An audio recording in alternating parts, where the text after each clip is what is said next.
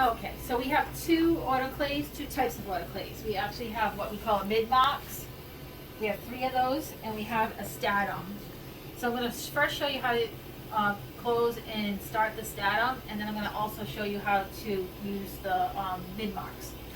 So over here is the cassette for the statum, and I actually put the instruments in here. You can also put instruments that are not bagged if it was a fast turnover. We could do that too with a statum, because it's an immediate use. This has a little slot. I'm going to put it in the slot. We have to burp it, so we're going to press and hear the air come out.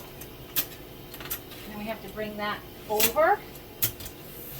And then we're going to slide it into the machine, and then we must hear it click.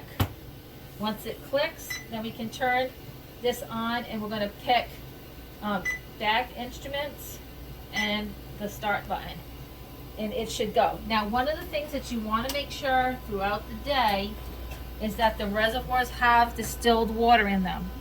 So in here we have our distilled water. If I needed to put more, we're going to have jugs of distilled water to place in there, and we'll be adding, because we'll be using a lot of water throughout the day. The other machine is the mid-mark. So with the mid-mark, in this particular one, we have instruments ready to go. They're already pre-stacked. So we can close the machine. Now, you want to make sure that if you're using contaminated gloves, you're going to have to wipe this down if you're going to go into it with clean hands afterwards.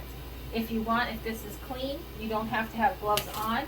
If everything's been stacked, you can take your gloves off. We can have somebody who's just closing the machines.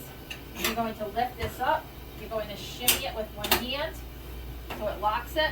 Then you're going to pick your pouches or packs for that day. We'll let you know, and then start. It automatically sets off to dry on its own. It will count down. Once the drying cycle is complete, we can take the instruments out and then put them back into the cycle.